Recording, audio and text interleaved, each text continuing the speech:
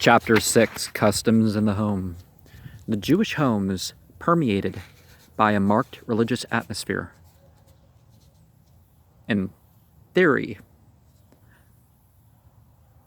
the injunction to speak when sitting in one's house of the things God commanded has been put into execution almost literally. From the time the Jew takes possession of a house which he expects to make his residence, one ceremonial institution after another is made to declare the religion of the occupants.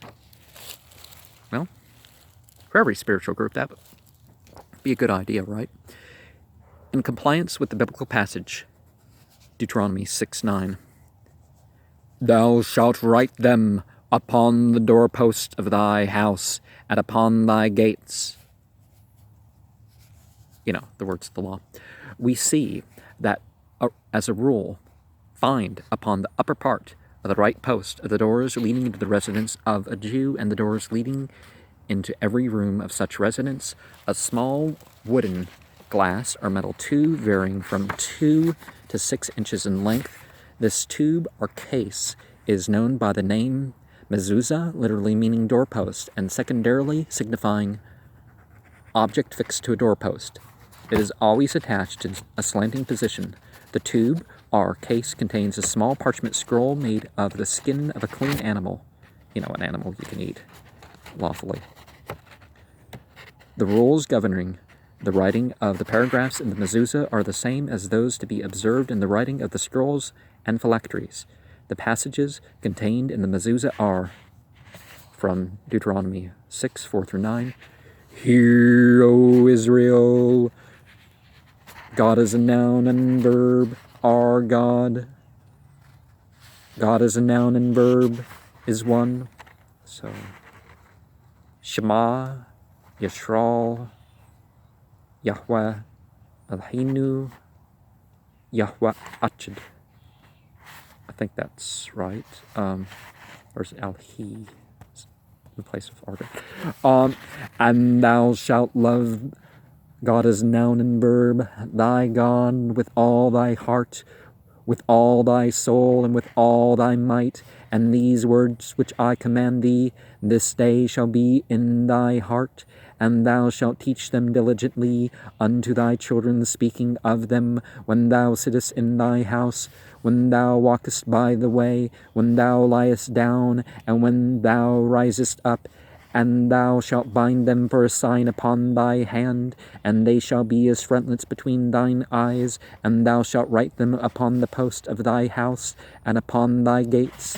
The second section is from Deuteronomy 11:13-20, and it reads, "And it shall come to pass, if ye shall hearken diligently unto my commandments, which I command you this day, to love God as a noun and verb, your God, and to serve him with all your heart and with all your soul, that I will give you the rain of your land in its due season, the first rain and the latter rain, that thou mayest gather in thy corn and thy wine and thy oil.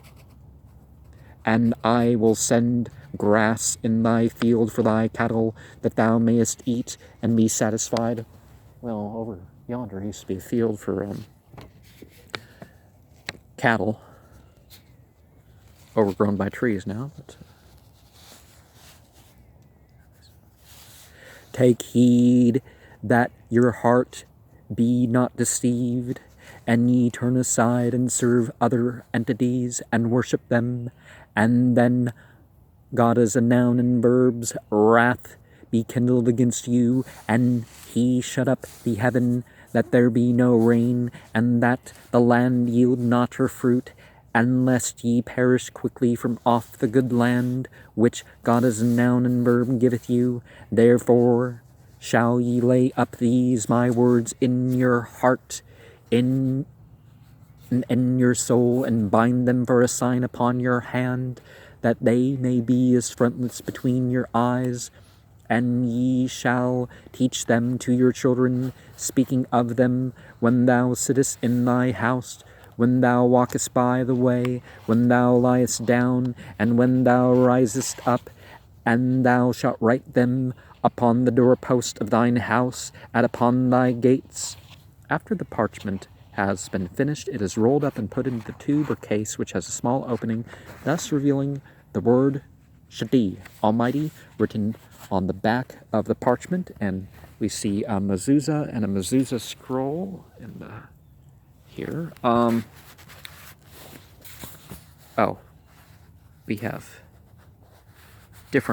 We have three of them there. Okay.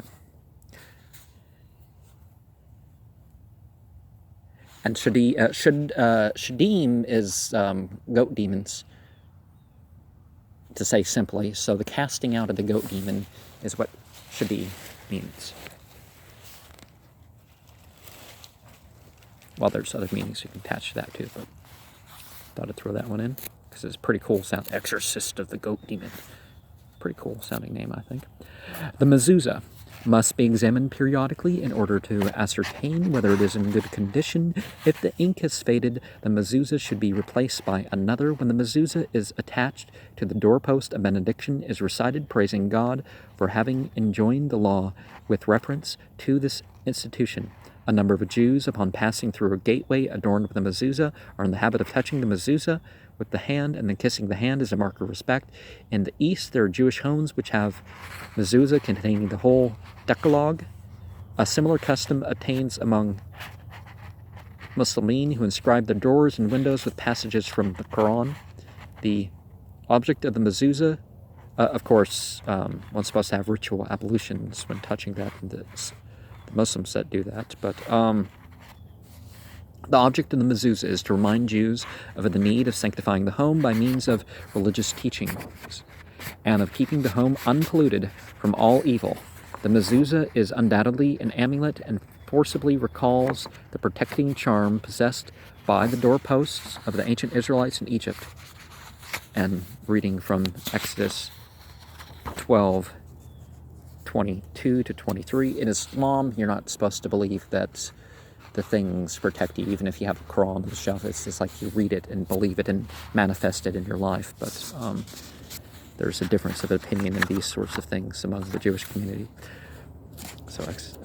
So as we read, and ye shall take a bunch of hyssop and dip it in the blood that is in the basin, and strike the lintel and the two side posts with the blood that is in the basin, and none of you shall go out at the door of his house until morning, for God as a noun and verb will pass through to smite the Egyptians, and when he seeth the blood upon the lintel and on the two side posts, God as a noun and verb will pass over the door, and will not suffer the destroyer to come in unto your houses to smite you. The claim that the mezuzah is an amulet protecting the occupants of the home against harm from evil spirits is justified by the belief in the power of amulets among the Jews, a great number of whom are known to wear them on their person. The amulet kamia, the number squares, are something that has that number. 3 by 3, 4 by 4, 5 by 5, 6 by 6, 7 by 7, 8 by 8, 9 by 9 in particular. The amulet kamia, used by Jews and worn by them on their persons for purposes of protection against all sorts of misfortune, more especially sickness, varies in design. A popular form is a piece of parchment with a Hebrew inscription. Another form is an ornament in the shape of a heart made of some metal with Shadi, Almighty, inscribed on one side, and the shield of David engraved on the reverse side. And I'm going to read the last few pages of this chapter for another program, but there's different uses that you can use with this material. And let me warn you, before you make this judgment that somebody is setting forth a charm or an amulet because this form could be used for that, it doesn't mean that. Sometimes people read in little scrolls. Sometimes it's a reminder of spiritual principles. And, oh yeah, I should say that prayer. So it's the use of it. A talisman is like completing ritual. It's different than an amulet. The talisman doesn't have its own power. You have the power in using it. So is your faith in God or your spiritual relationship, or is it in the objects? That's the question that should be asked, and careful in judging others.